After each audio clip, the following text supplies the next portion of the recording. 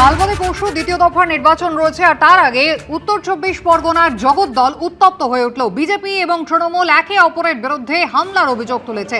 জগদ্দল থানার সামনে তুলকালাম বাঁধে। কথা বলবো, আমাদের প্রতিনিধি সমীরণ পাল রয়েছেন টেলিফোন লাইনে। সমীরণ, ঠিক কি ঘটনা ঘটেছে প্রথমে জানতে চাইবো, এবং এখনো পর্যন্ত লিখিত অভিযোগ কি দায়ের হয়েছে? নির্বাচন কমিশনে কি অভিযোগ জানানো হয়েছে আদৌ?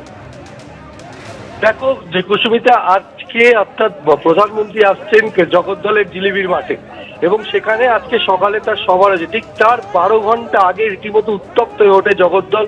প্রথমে আটচালা বাগানে বিজেপি তৃণমূলের মধ্যে সংঘর্ষ হয়, এবং সেই সংঘর্ষ যে গিয়ে পৌঁছয় জগদ্দল থানার সামনে। জগদ্দলের বিজেপি প্রার্থী রাজেশ কুমার তিনি গেছিলেন থানায়। সেই সময় তার অভিযোগ তৃণমূলের নেতৃত্ব কয়েকজন উপস্থিত ছিলেন, এবং কর্মীরা বিজেপি কর্মীদের উপর চড়া হয়, তাদেরকে মারধর করে। এরপর দুপক্ষের মধ্যে জগদ্দল থানার সামনে রণক্ষেত্রের চেহারা নেয়, এবং ইট বৃষ্টি পাল্টা ইট বৃষ্টি শুরু হয় দুপক্ষের মধ্যে, এবং সংঘর্ষের চেহারা নেয়। পরিস্থিতি সামাল দিতে পুলিশ রীতিমতো হিমশিম খেতে হয় পুলিশকে। পুলিশ বেধড়ক লাঠিচার্জ করে, পরবর্তীকালে কেন্দ্রীয় বাহিনী নামিয়ে পরিস্থিতি নিয়ন্ত্রণে আনা হয়।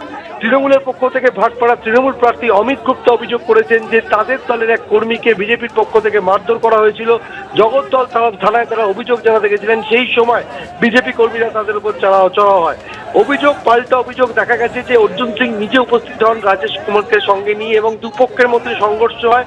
রণক্ষেত্রের চেহারা, লাঠি বাঁশ দিয়ে এবং ইট বৃষ্টি শুরু হয়ে যায়, এবং একটা সময় জগদ্দল থানার গেট পর্যন্ত বন্ধ করে দেওয়া হয়। এবং অর্জুন সিং যেটা অভিযোগ করেন যে অভিযোগ তিনি কাকে জানাবেন, পুলিশ আধিকারিকরা থানাতে কেউ নেই। এই পরিস্থিতিতে রীতিমতো উত্তপ্ত যখন, তখনই শোনা যায় যে মেঘনা মোড়ের কাছে, যেখানে ভাটপাড়ার বিজেপি প্রার্থী অর্জুন সিং এর পুত্র পবন সিং, তার বাড়ির নিচে রীতিমতো সংঘর্ষ শুরু হয়ে যায়, এবং সেখানে তার বাড়ি লক্ষ্য করে বোমা গুলি চালানো হয় বলে বিজেপি প্রার্থী পবন সিং অভিযোগ করেছেন। এবং শুধু তাই নয়, সেই বোমা গুলির আঘাতে তার নিরাপত্তারক্ষী গুরুতর জখম হয়েছে, তার পায়ে গুলি লেগেছে বলে পবন সিং দাবি করেছেন, এবং তাকে অ্যাপোলো হাসপাতালে ভর্তি করা হয়েছে। তার অবস্থা আশঙ্কাজনক বলে জানা গেছে। এরপর কটা রাত কেন্দ্রীয় বাহিনী র্যাব এলাকায় টহল দিয়েছে, এবং যারা অভিযুক্ত তাদের খোঁজে তল্লাশি শুরু হয়েছে। বিজেপির পক্ষ থেকে স্পষ্ট অভিযোগ করা হয়েছে যে তৃণমূল আশ্রিত দুষ্কৃতীরা হামলা চালিয়েছে, যেহেতু আর দুদিন বাদে নির্বাচন, এবং শুধু তাই নয়, আর কিছুক্ষণের মধ্যে সেখানে প্রধানমন্ত্রী নরেন্দ্র মোদী একটি সভা করবেন, নির্বাচনী সভা করবেন জিলিপি মাঠে। তার ঠিক কয়েকশো মিটার দূরে এই ধরনের ঘটনায় রীতিমতো চাঞ্চল্য ছড়িয়ে পড়েছে, এবং এই ঘটনাকে কেন্দ্র করে ফের ভাটপাড়া উত্তপ্ত হয়ে গেল নির্বাচনের দুদিন আগে। অভিযোগ পাল্টা অভিযোগ, এবং তৃণমূল এবং বিজেপির মধ্যে জগদ্দল থানার সামনে যে ইট বৃষ্টি তাতে রণক্ষেত্রের চেহারা নেয়। পুলিশ লাঠিচার্জ করেও নিয়ন্ত্রণ করতে পারেনি, পরবর্তীকালে কেন্দ্রীয় বাহিনী নামিয়ে পরিস্থিতি নিয়ন্ত্রণে আনা হয়েছে। কিন্তু যে অভিযোগ পবন সিং করছেন যে তার বাড়িতে হামলা চালানো হয়েছে বোমা গুলি নিয়ে, এবং তার বাড়ি লাগোয়া তৃণমূল নেতা সৌরভ সিং, তার বাড়িতেও গতকাল রাতে পুলিশ তল্লাশি চালিয়েছে। এখনো পর্যন্ত এ ব্যাপারে পুলিশের তরফ থেকে কোনো বিবৃতি পাওয়া যায়নি। কুসুমিতা। সমীরণ, ধন্যবাদ। অর্থাৎ আর কিছুক্ষণের মধ্যেই প্রধানমন্ত্রী তিনি জগদ্দলে আসবেন সভা করতে, আর তার আগে জগদ্দল নতুন করে উত্তপ্ত হয়ে উঠল, ভাটপাড়া উত্তপ্ত হয়ে উঠল। জগদ্দল থানার সামনে লাঠি বাঁশ ইট বৃষ্টি, এবং একেবারে তৃণমূল এবং বিজেপি সম্মুখ সমরে।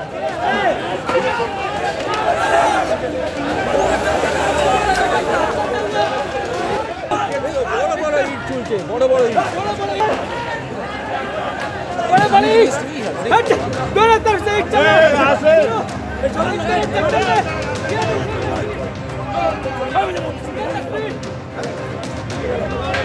सामने सामने ईट पत्थर तृणमूल कांग्रेस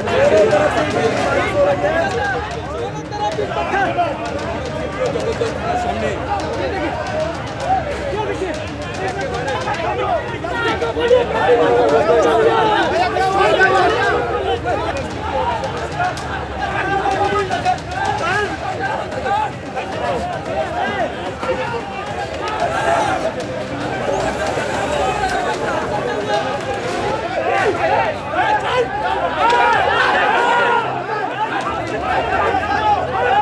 তৃণমূল কংগ্রেসের অভিযোগ, অর্জুন সিং এর নেতৃত্বে তাদের উপরে বিজেপি হামলা চালায়। অন্যদিকে ভাটপাড়ার বিজেপি প্রার্থী পবন সিং তিনি দাবি করেছেন গন্ডগোল হচ্ছিল একেবারে তার বাড়ির বাইরে, গুলি ছোড়া হয়, বোমা চার্জ হয়, এমনটাই অভিযোগ তিনি করেছেন। গন্ডগোল থেকে বাইরে বেরোলে গুলিবিদ্ধ হয়েছেন তার নিরাপত্তারক্ষী সিআইএসএফ জওয়ান, এমনটাই পবন সিং এর অভিযোগ।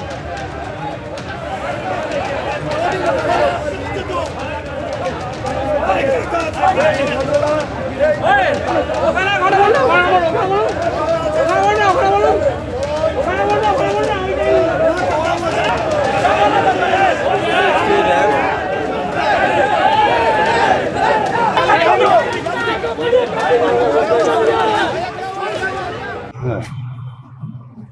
আমাদের ক্রিমিনালদের বিরুদ্ধে দেওয়া একটা স্টেটমেন্ট যে আমরা ক্রিমিনালদের বিরুদ্ধে কড়া ব্যবস্থা নেব। যে জগদ্দল থানা এবং ব্যারাকপুর পুলিশ কমিশনারেট কোনো ক্রিমিনালদের বিরুদ্ধে নিজে ব্যবস্থা নিতে পারছে না। আমাদের কর্মীদের বাড়িতে আজকে বোমা পড়েছে, তারা কিছুই করতে পারলো না, এখন অব্দি কোনো অ্যারেস্ট হয়নি। তো মমতা ব্যানার্জি বিদায়ী মুখ্যমন্ত্রী মঞ্চ থেকে আমাকে চ্যালেঞ্জ করে গেছে, বলে দিয়ে গেছে যে আমি নাকি ওনাকে নন্দীগ্রামে হারিয়েছি, আমার বদলা নেবে কিনা। উনি প্রভোগ করেছেন মানুষকে আমার বিরুদ্ধে অ্যাকশন করার জন্য। আমি জগদ্দল থানার হিম্মত করতে চাইছি, আমি ওনার বিরুদ্ধে এফআইআর করতে এসেছি।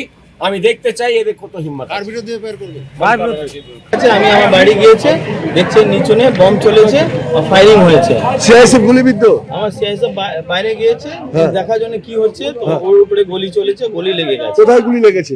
পায়ে গুলি। কি নাম আছে ওর? কি নাম আছে? যোগেশ শর্মা। কোথায় আছে? এখন হসপিটালে আছে, ও নিয়ে যাচ্ছে অন্য হসপিটালে, এখানে ট্রিটমেন্ট কি হয়েছিল? আপনাকে প্রাণে মারার চেষ্টা হয়েছিল?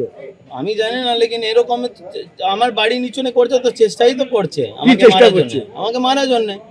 কারা কারা এরা কারা? এখনই তো ঝামেলা হচ্ছে টিএমসি লোক সঙ্গে। গাড়িও ভাঙচুর হয়েছে, ইট ফিট চালিয়েছে, সব এইসবই হয়েছে। আমার থানার মধ্যে আছে, আমার কমপ্লেন দিচ্ছে। নিজে হ্যাঁ নিজে নিজে মারধর করতে যাবো? মারধর করলে তো তাহলে যেখানে গুড্ডু সিং মেরেছে আমাদের ছেলেকে।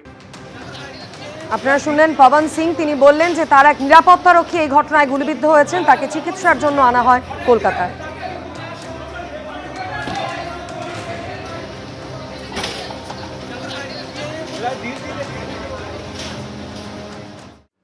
সামনেই দ্বিতীয় দফা নির্বাচন, আর তার আগে গতকাল ভবানীপুরে বহুতলে প্রচারে মমতা বন্দ্যোপাধ্যায় কথা বললেন আবাসিকদের সঙ্গে, এবং তারপর সবজি বিক্রেতাদের সঙ্গেও কথা বললেন মুখ্যমন্ত্রী মমতা বন্দ্যোপাধ্যায়।